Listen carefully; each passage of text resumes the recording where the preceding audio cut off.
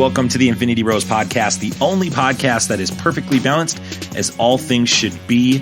I am your host, Max Mosier. Grateful you're here wherever you're listening, however you're listening. Thanks for making us part of your podcast experience. I'm here with two other Infinity Bros today to talk Moon Knight, the new Disney Plus show on Disney Plus. That was redundant. Doesn't matter. Let's give it up for Infinity Bro Jarret. Jarret, how you doing, brother?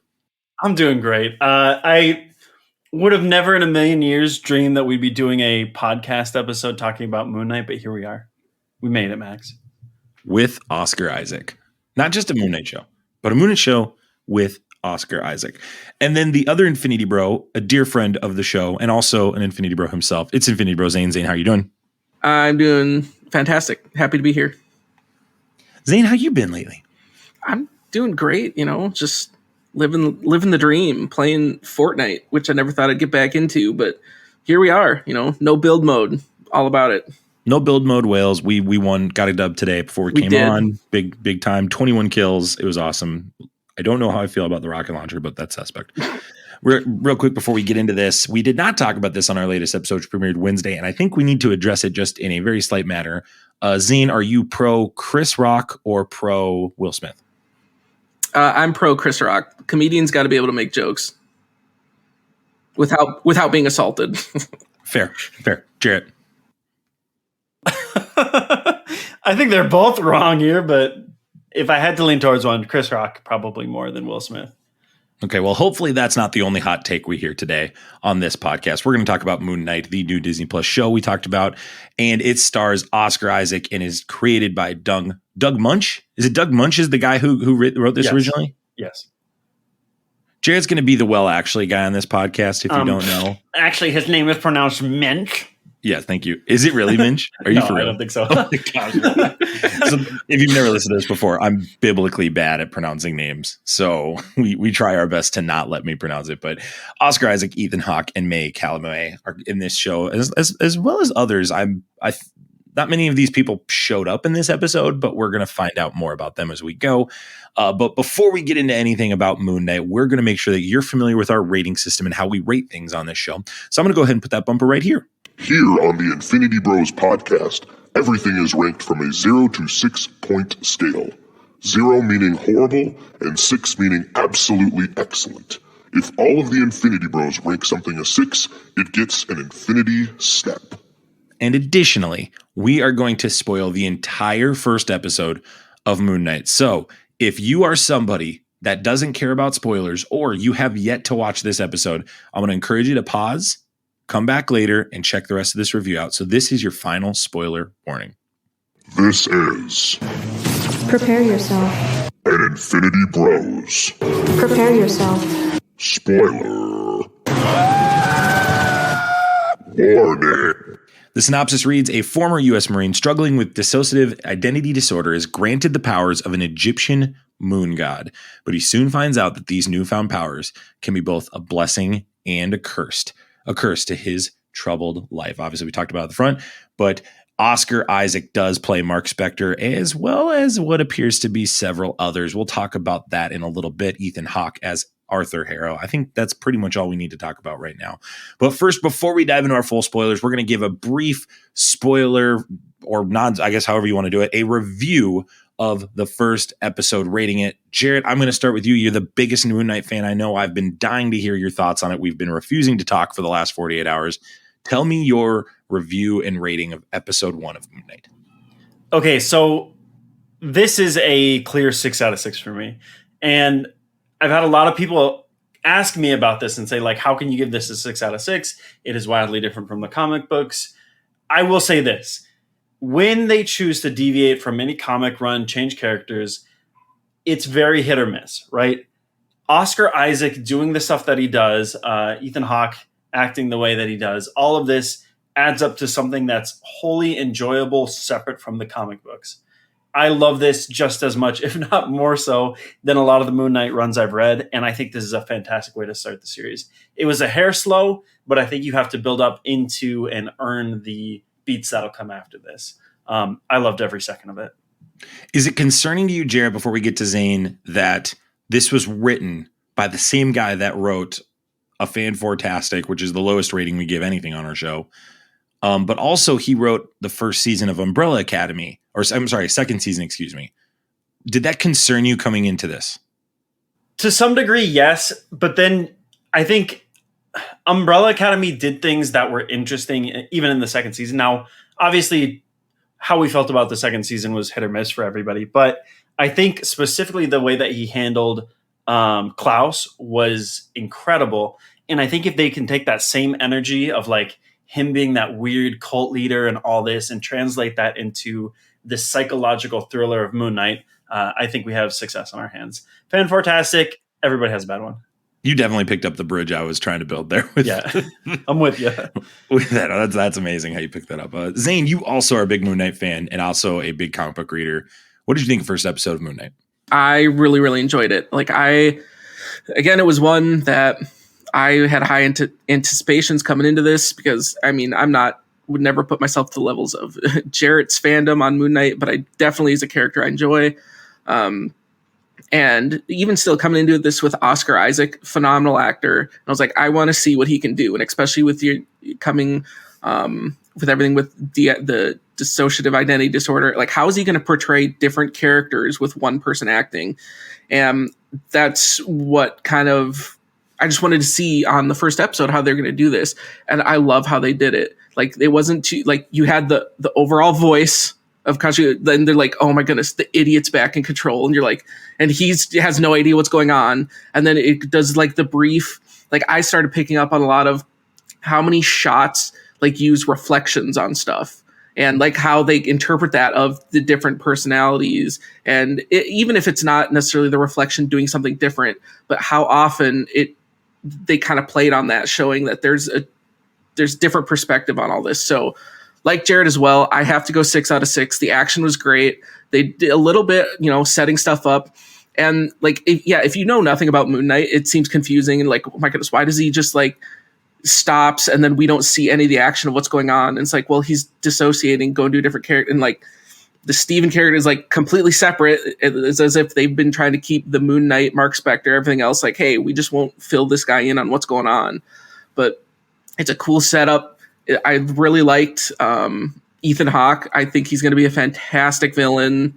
Just the way the setup on stuff, everything, how they're bringing in Amit, like, and even just this whole concept of like, hey, we're going to do the judgment thing. Like, I think those two pair very well. And when you have two actors who can really get into that role and deliver that, like, I think we're in for something special. All right, 6 out of 6 for Zayne as well. I'm also going to give this a 6 out of 6. So for this episode, I believe we're going to call this an Infinity Snap. We obviously don't have the other bros here, but we're going to call it that. So congrats to that for Moon Knight. That very rarely happens on this show, it feels like these days. I'm going to give this a 6 for a couple reasons. I actually do have a couple qualms, but they're not enough for me to like pull the rating of a 6. I think the CGI in this is really poor to start. I'm a little concerned about that long term, especially when you have to do things like Khonshu. Like, am I saying that correct, Jarret? Khonshu? Yeah. Okay. So like with Khonshu, I don't want, he looks great, but I'm concerned with scenes like the driving scene on the winding road in the Alps. That concerns me a little bit down the line. Did they rush production here? I am too concerned, Jarret, about Slater writing this. I did not like the way Umbrella Academy season 2 went. You discussed that earlier. And so I felt that was a good thing to note. The other thing that is concerning to me is that Oscar Isaac hasn't signed up for a long-term contract. So for those that don't know, I'll put a link in the show notes on this, but he has not committed past 6 episodes.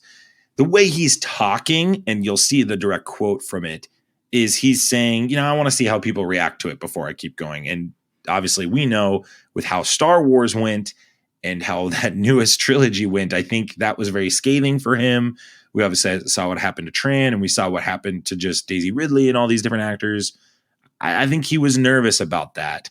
That makes me nervous, but so far through one episode, I don't know how he's not going to come back.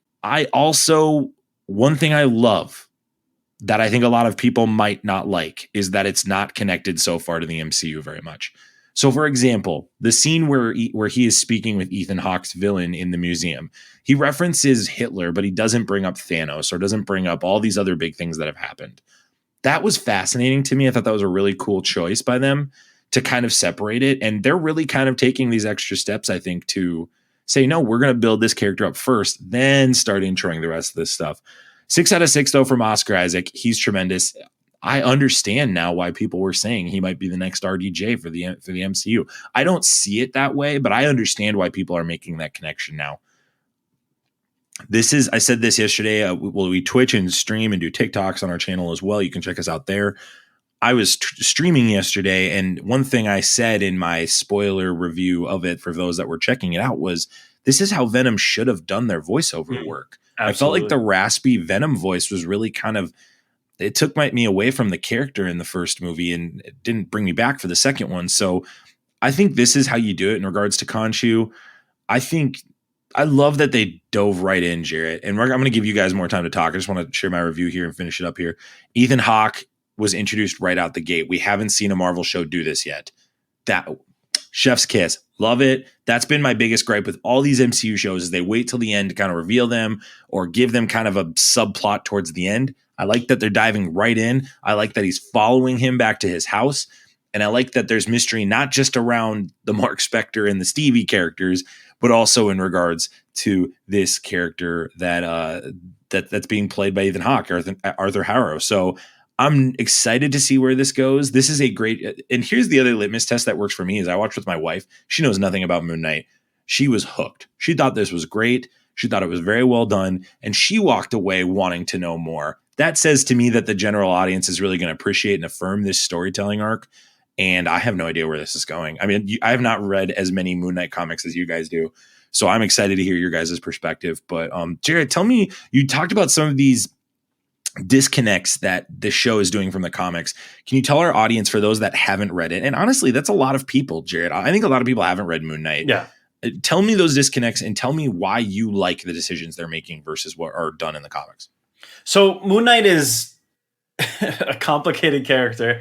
And he's one of those that, like, in the same way that I don't know if this is the right comparison, but like you get somebody like Captain America or Batman, and there are core tenets that are true about them, and they don't really waver except for minor differences from writer to writer, right? Moon Knight feels so different each time everybody picks him up. And so, like, there is no canon, like, this is exactly how Moon Knight behaves. He's always slightly different. I think Jed McKay is starting to iron some of that out. But one of the things that holds true about Moon Knight and his different facets of his personalities is Stephen Grant is this insanely rich, very, like, full of himself, almost like a Bruce Wayne type, right? Like, this is a man of the town. The ladies love him. He's got the nice hair, fast cars. He's a playboy. And obviously the Stevie Grant, whatever they call him in the show, is not that at all, right? And I love that so much more. It gives Oscar Isaac, and I've been saying this forever, Oscar Isaac is a phenomenal actor.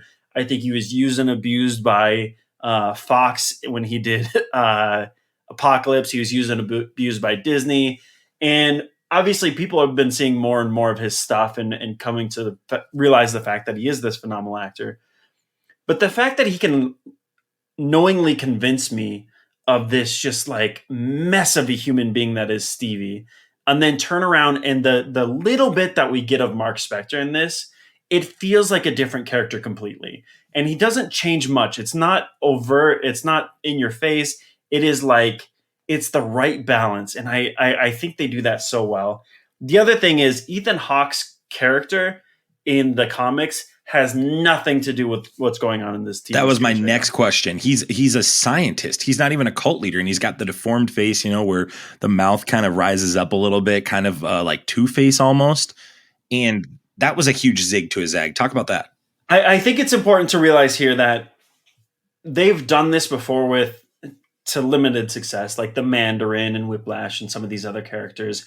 And I think the fact that Ethan Hawke is doing this is obviously like, he's going to do it well. But I'm glad that they kind of mix it up, because I, as a comic book fan, I have a theory of who this is, but I don't know for sure because they're using the Harrow as his character, and maybe it's Emmett or Amut, maybe it's Sun King, maybe it's all this other stuff. And I think that's a good way to like flip people on their heads so they can't just go Google who this person is and spoil it for themselves, right? Like, I've read every Moon Knight comic that's ever been printed. Like, for a fact, I've read every single one.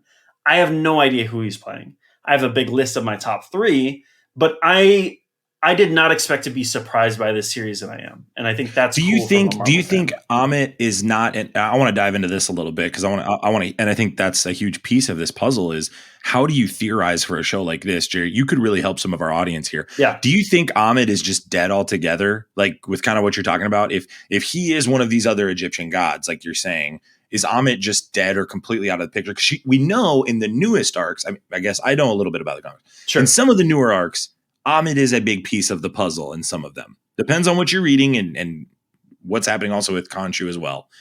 But do you think that Amit is just a zig as well? Like it's a misdirect as a character, and this is the second god that Arthur is referencing, and that's who he is? You talked about the Sun God, excuse me. Like, where are you sitting on that today in regards to who do you think this could be? Here's my theory, and it might be wild speculation. I think the love interest that they're introducing is Amit. I think in the same way that if you guys get to read 1 or 2 Moon Knight comics, read Jed McKay's and read Lemire. I never know how to pronounce his name. In that, his therapist her name is Dr. Emmett. She's an Irish therapist. And he comes to discover that she has, and this is what they do so well with Moon Knight, is you never know if this is actually what he's seeing or if it's all his psychosis and none of this is real. We're going to talk about that in a minute because I got my own personal theories on that, but we're going to talk about that in a minute. Keep going. So I think with the way that they're playing this out, I think the gods are real in the same way that Khonshu is. 100%. I'm with you there. Yeah. I think Amut is somewhere out there manipulating all this, but I think there's a third player. I think Ra is also involved, and we're getting some version of the Sun King in this. And I want to believe that's Ethan Hawke's character, but I don't know that for sure. I think it would be interesting if it was him. But this is wild speculation. And that's the thing that I love about this is I'm the biggest Moon Knight fan I've ever met in my entire life. I don't know where they're going with this. Zayne, let's get to you real quick. All right, so you talked about the reflections and just how this is filmed. I mean, this has got to be some of the best cinema, I mean, since dating back to, at least in terms of cinematography, WandaVision. Like, how it is filmed, this appears to look the best so far. What are your thoughts in regards to this show? How do you feel about the idea that we're going to trailblaze across different countries, atmospheres? Obviously, we're going to head to Egypt eventually. How did you feel in terms of cinematography in this? I thought they did a really good job of showcasing different sets, different settings, but also the characters in those specific settings. Like, obviously, you have, the difference jumps between Stevie and Mark, but like the fact that you have these jumps and then he wakes up, but like it still feels like you've progressed forward in time. I mean, obviously, yeah, he wakes up and he's in front of that castle, but how many times it jumps out during that car chase? But it feels like that car chase continued even though you didn't see it. Like, you're still having these jumps and it's like you're still going through the process of stuff. And I think it takes something special to keep up, even if you don't necessarily fully understand what's going on, but just to keep the imagery there that follows through those jumps. But even still, even the different set pieces, like I said, we have from wherever that castle was there to the Egyptian museum to his apartment, like just the way you have all these different settings and how the characters like approach and interact in these settings. It's all incredibly unique to each specific one, but yet it's not jarring. It's not like one specific color palette. Like, you're getting splashes of everything. And I think that fits so well in how it's being shot because you have, different facets of the character. Well, so far it all matches everything it's showing. And I think the blessing of the MCU is you can sit in Europe. And I mean, yes, there's some heroes that we know from the comics in Europe, but really in the MCU, that's not really panned out yet. That just hasn't really been explored outside of Eternals.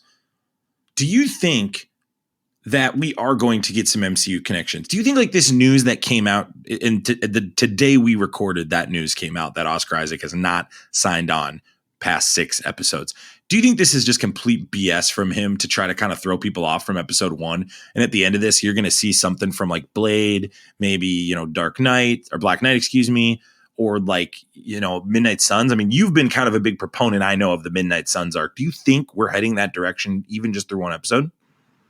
I mean, it's really tough to say off of one episode because, especially with this episode, you're doing so much. Is it though with werewolves? Is it though with werewolves? That's my only like pushback.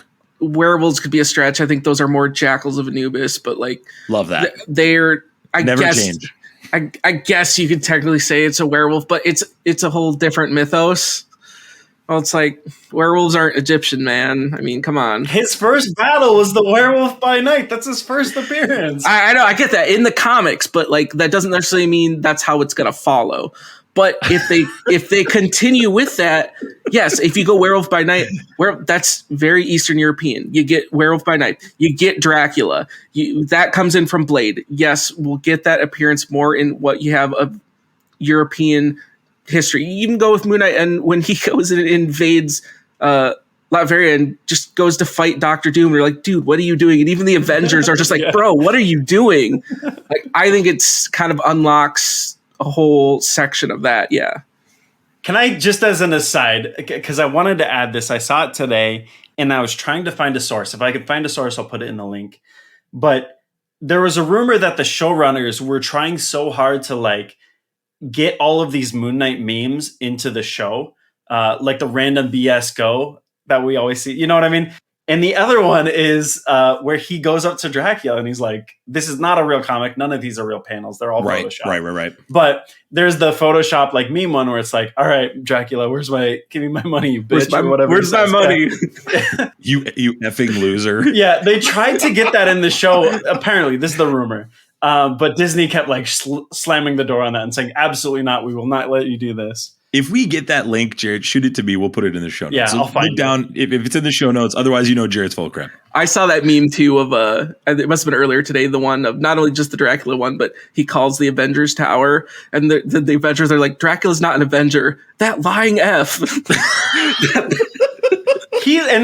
People don't realize Moon Knight is also a little quippy too. And one of my favorite ones is, oh my gosh, I don't want to spoil anything. Okay. In one of the runs, Moon Knight dresses up instead of the 3 different versions of himself. He dresses up as Wolverine, Captain America, and Spider-Man. And he goes to like do this drug bust and he ends up beating up like a strip joint. And him and Spider-Man, go look up this comic. It's fantastic. Him and Spider-Man have this back and forth where he's like, hey man, everybody's asking me if I went to the strip joint and like beat everybody up. And he's like, oh yeah, I did that a little bit. Sorry. And they're so funny. Anytime you put those two together, it's great. Yeah, that's definitely got to be a pairing if they can land, assuming they land Oscar Isaac long term. All right, let's talk about some Easter eggs that I found that, or Jarret, I want to hear your comments because again, I know very little about this character, so this is why I want to hear from you. So you think that Layla, just for confirmation, you think that Layla is going to be Amit? Either she is genuinely the love interest or she's Dr. Emmett. And I think it's more interesting that she's Dr. Emmett. Yes, that would be crazy to make her Amit. Like episode 5, she turns and Ethan Hawke is like, oh, hey, what's up? Surprise. Surprise. And I don't know if you're getting to this down the line, but they've introduced a number of his cast members in the background, right? Like he has his sort of support team. And we've seen one of them in the flesh. One of them he gets a phone call from that he misses, and we have yet to see the third one. So the first one is Crawley. I am getting to them. Well, let's talk about the one he gets to in the flesh. So let's talk about Crawley. Tell our audience who that character is and what his background is. So Crawley is sort of a down on his luck. Homeless, I feel like, is not PC anymore, but a person experiencing homelessness. He made some mistakes early on in his life, suffered from drug abuse and alcohol abuse, and befriended Jake Lockley, who is one of the alternate personalities of Mark Spector, and sort of is his eyes and ears on the street, right? He's like, hey, you took care of me when no one else did. We're pals. And so he has connections that Stephen Grant can't make, that Jake Lockley can't make, and that Mark Spector can't make. And he's always interesting because he's the only one who kind of believes Moon Knight's mania as something that's real. He talks about how like, I've been through so much in my life that like I believe this. And in fact, when they're all in an infirmary together, Crawley's the only one who believes him when he's like, yeah, all these people are Egyptian gods. Crawley's like, heck yeah, dude, I'm with you. Of course, they're all Egyptian gods. Well, like, do you think, Jarret, let's pause on that. And that's a good synopsis of Crawley. I think we're good there. And through this episode, that's about all we need. Do you think they're going to play that up more? Because the way that I interpreted episode 1 is they're like, no, the Egyptian gods are real. We're moving on. Yes. How much of this episode is real? How much did we watch that's just sitting in his brain? And we're going to find out in episode 3, half of it was garbage. Hot garbage. Yeah, and I hope they do that. I hope to some degree some of it's real and some of it's not, and you have to try to pick up the pieces. If this is one of those series where you have to watch it 3 or 4 times to try to figure out what's dissociative and what's actually happening in the real world, I hope they do that. Now, will I think they do that? Absolutely not. I think they want us to accept all of this as real. Oh man, but I guess it's just, I mean, we had this very high expectation. You gave me this expectation, by the way, Jarret. Yeah. In Hawkeye, of that when that they were going to have the death arc. We thought for sure there would be a full episode of it. And it was just kind of like 1/4 of a scene. Even it wasn't even that much. That's why I'm saying this. And like, we built up so much with WandaVision, right? And like, WandaVision gave us a fraction of what it teased, right? They even said like, yeah, we didn't know anything about this. The commercials weren't nothing. Look the other way. But they knew what they were doing, right? And so the fact that we've been burnt on WandaVision, we were burnt on Hawkeye. Well, I think we were, I would also say we were burnt on Captain America and the Winter Soldier because of the Power Broker. I think the Power Broker was built up to be this completely different person with Sharon Carter speaking about that character. And then I found out it was her. I was like, oh, okay. Like it just opens itself up to these massive theories, and just don't introduce the concept then. And maybe this is what Moon Knight's trying to do. Stay away from other things and be your own universe. So that way you're only theorizing about things from that specific source material, right? I think that's kind of where this show is. That's what I'm refreshed by, Jarret. You're nailing my tension here. Right? It's just like, if you've listened to our podcast before, I hate if you've listened to our podcast before, I hate WandaVision. Don't click that, Isaac. Keep that in there because that's how upset I am. I'm doing it again. So I'm thankful to see these writers and these directors take these steps to say, no. We're gonna Heisman for now, the MCU. I would assume on the back end there'll be some connection to something. I would assume on episode 6 we're gonna get connected to something, and I think that's okay. And if not, that's okay too. If they're really worried that Oscar Isaac doesn't want to come back, I'm okay with that too. But I really, really think it's working in its favor here. So here's some things that I'll talk about my theories, and then we'll keep going down my list here. Zayne, I'd love to hear from you because I know you probably got some great stuff here.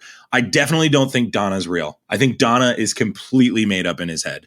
I think she is the verbal articulation of Stevie's anxiety. I think she has no indication of talking with anybody throughout this show. She's only mocking him the whole time. Every time she talks to him, it's a negative connotation. And she's informing him of something that he already knows. Hey, you got to sell this stuff. Hey, you're working inventory tonight. She has no engagement with the security guard, the little girl, the gal that comes and tries to talk to him about the date that he's going to have. I think Donna is fake.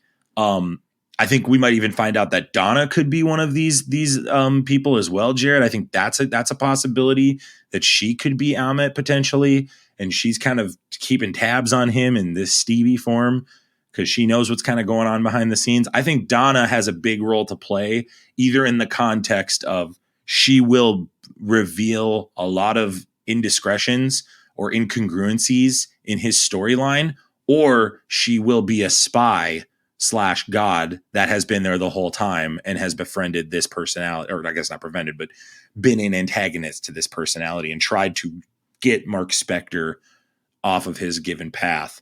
That's for sure. Like, I'm pretty much hanging my hat on that right now. I love that theory. That's fantastic. I think she's awful. And I haven't heard that yet. So I don't know. We'll see. Hopefully that pans out so we can clip this down the line. Zayne, what are you seeing right now in this show that like, you're like, there's no way that's real? The only thing that I've seen somehow like stuff, because it's like, I don't want to put all the eggs on one basket of like, this is real, this isn't, because like they could do anything at all. The only thing I saw that has potential of like, oh, that could be interesting is with the jackal that attacked him in the museum. I wonder if his perception is like, that is also the Arthur character. Like, what if he's perceived, like, what if Stevie sees it as the person, but then like that, I don't know how to explain this. Like, what if Do you think the Jackal is Arthur? Like, he has, because the Jackal has the hair. Because if you watch that you get brief shots where it comes to light, that Jackal has the same hair, the long hair, and it was like, what if that's kind of that perception? Because Arthur says that he's the Avatar. So what if, because of the Avatar, like, maybe not necessarily it can actually, transform into something, but what if he can make Mart or Stevie think that's what's happening? But I think that kind of ties more into, I think Arthur's the Avatar. He's definitely working for someone. I think kind of going back. He is not the big bad. He's not the big bad. He's working for, whether it's Amit, Dr. Amit, however you want to go in there. Because I think that's kind of the parallel they're driving, that Arthur's the Avatar of whatever the other god is. And then Mark Spector is the Avatar of Khonshu. And I think the tie you're going to get is there's a rivalry then between Khonshu and whatever this other god is. Because even what Arthur kind of said earlier, how he's saying how Amit had this one vision, but none of the other gods supported it, and then a god betrayed her. So I think Khonshu was the god betrayed her, or that, and so I think it's going to be that rivalry between Khonshu and Amit, and I think that gets reflected between the avatars as well. Do you think by the end of this, Jarret, that Khonshu is going to betray, at least in this season, that Khonshu is going to betray Mark Spector, in the concept that he's going to be like, yeah, I really just want your body full time. I want to get rid of the rest of these personalities. I just want your body full time. I know that's an arc in some comics. Do you think that's something they could go with, or do you think that's kind of a future storyline? That might be a future storyline, and I think there's a lot they can do with that. I think before we see anything of that, we're going to see sort of this like transition that he has to make between who's driving the stick at any given time and coming to that realization of it, and Khonshu like not wanting any part of that, because he doesn't want to give Steve power. He wants Mark or whoever the Moon Knight controller is. Usually it's Jake or Mark. Steve is usually just there to fund things, and that's about it. And so I think that power struggle is good. So we've referenced a couple different characters from this arc. So what I want to do for our audience is, here's what I'm going to do. I'm going to ask Jarret to talk about these different people. And if this is like too much for you, and like these future episodes, you kind of want to stay in the dark on this, fast forward a couple minutes and just avoid this further conversation with Jarret. For our audience that does care about the comic lore, can you give us a breakdown briefly? You talked a little bit about Stevie's personality in the comics, how he's more of a playboy, rich Bruce Wayne type of guy. Tell us who these different characters are. Describe them maybe with a couple words. Yeah. And who possesses what? Like, who's Mr. Knight? Who's Moon Knight? Who's just the lowly guy? Like, talk about these guys. So there's the different versions of, there's three facets of him as like his civilian form, and then there's three facets of him as Moon Knight, right? So the three facets in his civilian form is Mark Spector, who is the original person. He is the little boy who grew up. And I'm not going to spoil too much, but he had a traumatic event that split his personality in two. And the second version of himself was just a defense mechanism to protect himself from abuse and trauma and all this other stuff. That second version was Jake Lockley. Jake grew up to be a cab driver. He's this like, he's willing to do even more than what Mark is willing to do. Mark is a killer. Jake will kill and then some, right? So he's the one who will defend everybody. Then you have Steven. Steven was the last to come into the picture, and he's just connections and money. Really, that's it. And then on the Moon Knight side of it, you have Moon Knight, the original Moon Knight, which was Mark Spector after he woke up from the dead. Then you have Mr. Knight, which is Jake Lockley when he sort of was in trouble with the Avengers and he needed another identity to work with the cops. So Jake, more than anything, kind of controls Mr. Knight. He's more like analytical, like the detective side of Batman, instead of the like just is punch this everything where these to death. connections between Batman and Moon Knight come in, Jarret? I think a little bit. They're wildly different if you get to know either of the characters. But yeah, palms to the sky. I don't get the bit. I've never got the bit. I think it's the fact that like he's rich and also puts on a suit and fights crime, but like right. And then there was the just to touch on this real quick. There was the bit, and comics do this all the time, so I'm not pointing fingers. There was a huge thing where DC took a story arc that happened in Moon Knight and made it one of the most famous Batman story arcs of all time. Which is? Joker gets his face cut off. Right. and then eventually puts it back on. That happened in Moon Knight first, and I think ever since then people have been comparing the two. And there is a third Moon Knight that you see like once or twice, and he's the Watcher of Travelers of the Night, and it's literally just Moon Knight in like bone armor, and he looks like Khonshu.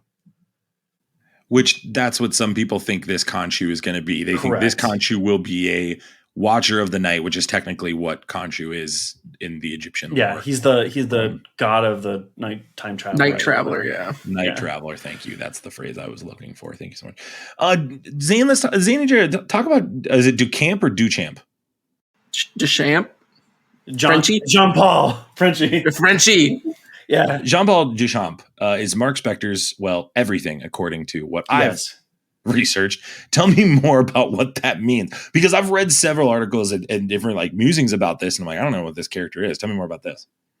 So he is essentially the man behind Moon Knight in almost every sense of the word. So he originally started out as like just his pilot. He had the moon copter. Yes, he had a copter that was shaped like a moon. Thanos had a helicopter. Let's not act like Thanos also had it's a weirdo. Okay. And then he sort of evolved into like almost like an Alfred character, right? Like anything Moon Knight needed, he would find a way to get it to him. He would like be the one that patched him up, all this other stuff. It's almost like, to go with the Batman analogy, Frenchie is almost like if you combined Alfred with Lucius Fox and Commissioner Gordon to go off the facets again. That's Frenchie is all that for Moon Knight. Nailed it. Perfect. All right. So we see a little cameo of this when he's checking the flip phone, the burner phone or whatever. There's a couple missed calls from Duchamp. Mm-hmm. Has this person been cast? Not that we know of, right? I don't remember hearing anything about it. Unless it was just kept secret, but we talked about this before. I think it was when they first announced they were doing a Moon Knight series. We did a fan casting, and I can't remember who I picked. Oh, you know what? No, it was the guy from The Boys. The Frenchie actor from The Boys should play him. Yeah, he's perfect, like literally perfect. I don't know. I don't think we'll get him because his name's already Frenchie. Exactly, it's perfect. Tomer Capone. Yes, Tomer Capone. Fantastic actor, by the way. He is a great actor. By the way, The Boys season 3 looks wild. Looks wild. The one piece we're missing, for anyone who's curious, the one piece we're missing is Gina. Gina is a single mother who runs a diner in New York. Obviously, a lot of these characters live in New York. They'll have their different corners, and you see like crossovers between him and Daredevil, him and Luke Cage, and all these other street level heroes. That's why he bumps into Spider-Man all the time. And she is just a single black mother raising two boys and trying to take care of her family. And she has a lot of connections to Moon Knight that way. If they don't introduce her in this series, that would really, really get under my skin. I think. I think they're trying to stay away from New York, Jared. So if they're going to do this, they're going to have to keep her in Europe. Give her some, like, just a nod to the character, if anything, like a phone call that says, "Hey man, are you okay? Me and the boys have been worried about you." Anything, because she is such a phenomenal character. Well, even still, it's coming back because of the phone call with Layla. And was it Layla? Yeah, because she even is calling him out, like, why are you talking in this weird accent? Yeah. So you're hypothetically saying, okay, so he has, and with Mark, so there has to be some tie there of, is it that's back in America that call is coming from? Because like she questions the accent, but yet clearly Stevie's living in London, working at a museum. Like, I don't know how that's going to get explained, but that doesn't necessarily mean there's going to be that America tied to it. But like, it very easily could be. Yeah, that'll be fascinating if they go back to New York. Like, it would be crazy to see New York right now.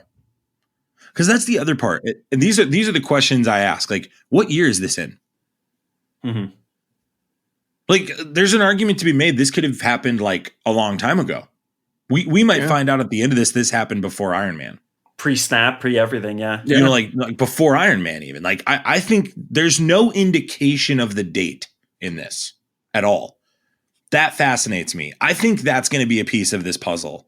I think we're going to find out. I think that's why we're going to find out that he didn't reference Thanos. That's what I'm saying. You look at it contextually, like you have some evidence of the date because when he goes into his apartment and looks through the phone, Mark Spector's phone is a Razor flip phone. It's a great point. Or like, just look at the phones. Even like, no one has. Did we see a major iPhone or anything like that? We saw the dude was looking at the otters on his thing, but I don't know. I didn't get a good look at that smartphone. phone. That was a smartphone, Jarret. You're right. That is true. But still, smartphones would have been around as early as the mid 2010s, like 2013, 14. I think it's feasible to think that this is in the past for sure.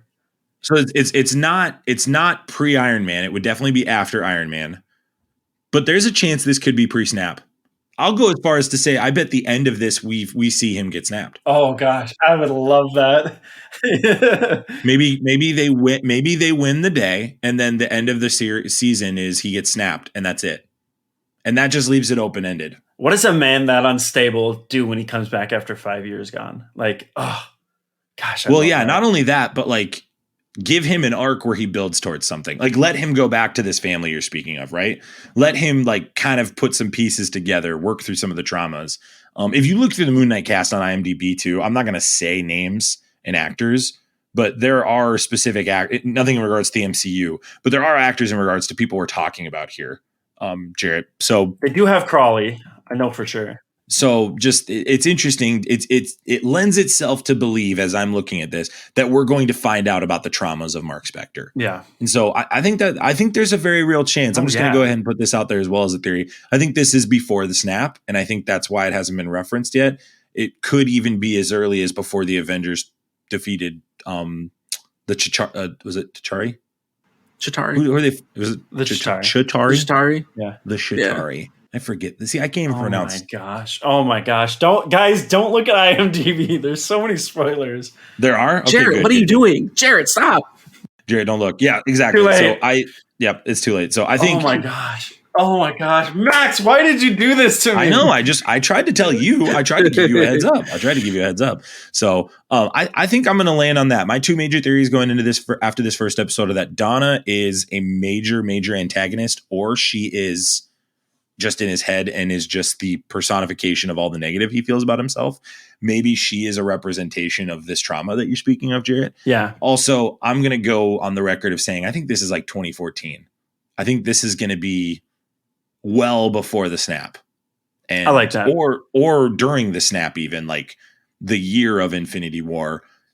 At the end, he gets snapped. And I think that's how they're going to resolve this whole issue with Oscar Isaac coming back is, okay, if they get another actor, they could do that post-snap or something like that too. Or they could just say he's gone, and when he came back, he's doing his own thing. And now we get to find out. They don't have to fill in the gaps of that 5-year absence while he's gone. So that'll be really interesting to see if that comes up. So what about a character we haven't talked about yet that this just popped into my head?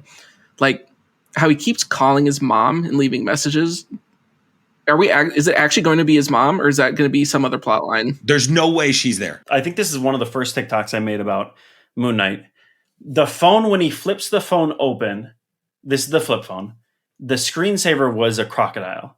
Crocodile is Amut's symbol. Yep. I think the mom he keeps calling is the therapist who is possibly Dr. Emmett. Emmett. Yeah, yes. That would make sense. Well, that would make sense how they keep tabs on him because he keeps leaving all the messages. And he always says, if you notice, every time he hangs up with his mom, he always says, "See, Laters, Gators." Yep. And Gators is Amit's whole thing. His mom is also canonically not in the picture. There it is. There's a lot of cool threads in this. This is such a great show. Brilliant concept in the idea of picking this one because it's so unknown. And I respect it, Jarret, to go different directions. I think it's good to go different directions as long as you have a feasible plan. I do wonder if Oscar Isaac's contract will play a piece in this. And maybe as we get down the line. Yeah, I don't blame him at all. I think he will come back. I don't either. But also I wonder if it's a ploy. It's I don't know. I'm having a hard time believing it. I'm having a really hard time believing it. So you can check out this out right now on Disney Plus. You can also follow us on Facebook, Instagram, Twitter, TikTok, and Twitch to keep the conversation going. If you're still here listening to us, I'd love it if you'd do me a favor. Would you pause and leave us an iTunes review? We'd love to read it on the next show. And I'd love to just celebrate you by telling you that your review is either really good or really bad. More than likely, I'll tell you it's really bad because I always review the reviews. Jarret, why don't you give the people what you're doing? What are you up to next week on Twitch? I will be playing Elden Ring if everything gets together. And likely I'll be talking about Moon Knight quite a bit. I think the door has been cracked open. People are interested. I've had probably like 6 or 7 people message me this week and be like, okay, you've been talking about this guy for years. What the heck is up with this Moon Knight character? So I'll be giving you guys some recommendations on stream, talking about the character and stuff you should be reading right now. Yeah, so if you want to keep the conversation going with Jarret, make sure you check him out on there. You can also check out Zayne on Twitter as well. Is it like Super Saiyan? I think it's just Saiyan 1X. Saiyan 1X? I wouldn't recommend checking me out on Twitter. I wouldn't recommend checking out Zayne either. Good point, Zayne. Good point. Yeah, absolutely.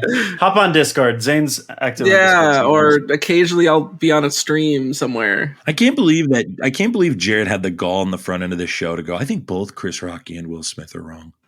Yeah, They unbelievable. are. They're both wrong. Team Rock. Not the Rock, Chris Rock. No, I'm Team The Rock. Like, actually, you know what? I think all 3 of us are Team The Rock. Yeah. That's fair.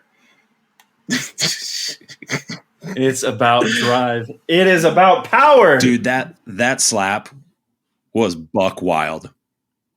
Absolutely buck wild. Connected to Moon Knight and also talking about this before we hang our hats. Mental health is not a joke. They talk about it in the show. There is a whole disclaimer at the end of that, which I love. I will say, I think Will Smith and Jada Smith need to go seek professional counseling. 100%. And I think the Oscars dropped the ball significantly, Jarret, in the context of he had zero business being there the rest of the night. Oh, yeah. They should have done something to remove him from the premises. I cannot believe that they all allowed it. It's one of these kind of interesting conversations where it's like, I think we go quickly to judge the elites and the actors here. I think if you did this in a room full of normal people, the same thing would have happened. I think this is just kind of mass thinking and not people were too scared to it. It's shock. Yeah. What do you do? And it's an aggressor. Somebody was being aggressive. And so you're like, how do I confront that person? He was aggressive already. Will he be aggressive to me? It was a really tough situation. I completely agree. Will Smith and Jada probably need help. But I really commend Chris Rock for how he handled it on the follow-up. His composure, everything post the slap, dude was a rock. He was solid. Yeah. Tremendous. I mean, he really, really handled the integrity. I mean, for the Oscars being this kind of hoity-toity thing, he really handled the integrity of that show very well and really personified, I think, what the Academy would like that to look like. So even though Will Smith was a total clown that day, in my opinion, I do think he was worthy of the best Oscar for that. I also think I would have liked to see Andrew Garfield win it if he would not won it. I know in Tick, Tick, Boom, he does a tremendous job in that film as well. Before we go real quick, one more thing about the Oscars. How upset are we that The Flash beat out Spider-Man and Army of the Dead beat out Spider-Man? So dumb. So dumb. We are 6 guys who love this whole genre. We love pop culture. We're all fans of zombies. We're all fans of Zack Snyder's, right? Which one of us had this over Spider-Man? Because it wasn't anybody I've talked to. So here's what I'll say. I think that The Flash's scene I think it's a better scene than anything that I saw in the context of Spider-Man. The Spider-Man movie is so much better than both of those movies. There's no question there. I personally think that Flash scene is the best DC scene of all time, personally. I know Mark and Robert, who are also on our podcast, would probably grimace if I said that out loud around them compared to some Dark Knight scenes.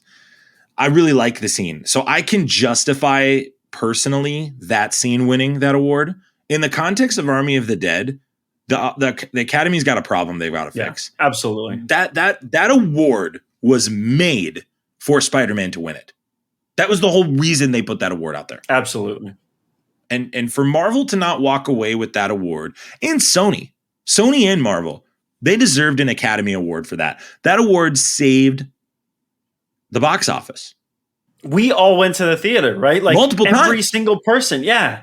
My family, my wife went separately from me to go watch Spider-Man. The 4 major events of the Marvel Universe so far have been the Avengers, Infinity War, Endgame, and Spider-Man No Way Home. Absolutely. Those have been the 4 events they're not movies, they're events. People were seeing this without having any context from the previous movies because they knew Tobey Maguire was going to be in it. They knew Andrew Garfield was going to be in it. And for that movie to not be celebrated, that's egregious. The Academy should be ashamed of itself, not only for the slap, but for that. They should be ashamed of Absolutely. themselves. Another bad showing from the Academy. They'll eat it up, though. Oscars, because everybody's talking about the Oscars right now, they do not care. Big W for the Oscars this year. Big W for them. Zayne, over under 3 minutes of the Oscars you watch next year. Way under. Yeah, I'm taking the under there as well for you. Way under. I'll watch it because I'm the clown that every year I'm like, oh, I'm not doing anything on Sunday, and I watch the whole Oscar. Nice. That's what I do. I'm that guy. Don't know why I watch it, but I do. Why do you do that to yourself? I'm a glutton for punishment, Zayne. So we got to wrap this bad boy up. So thank you so much again for listening, Zayne. Thanks for coming on. Thanks for having me. Awesome. Jarret, thank you so much for sharing your Moon Knight intel. I'm excited to review this next week with you guys and keep the conversation going with you. I hope we can get Infinity Bro Mark on here too. He's kind of a big theory guy. It's going to be really cool to see what he thinks. Oh, he's going to eat this up. Yeah, he'll definitely have some fantastic theories. We will get him on as well. Thank you, Infinity Bros Universe, wherever you listened, however you listened. Thanks for making us part of your podcast experience. As I said, you can check us out on Facebook, Instagram, Twitter, Twitch, and TikTok. As always, we love you guys 3000. We'll talk to you soon. See ya. Bye. Bye. Thanks for tuning in to the Infinity Bros podcast. You can find the Infinity Bros on Facebook, Instagram, and Twitter at the Infinity Bros. Feel free to send listener feedback via email at infinitybrospodcast@gmail.com.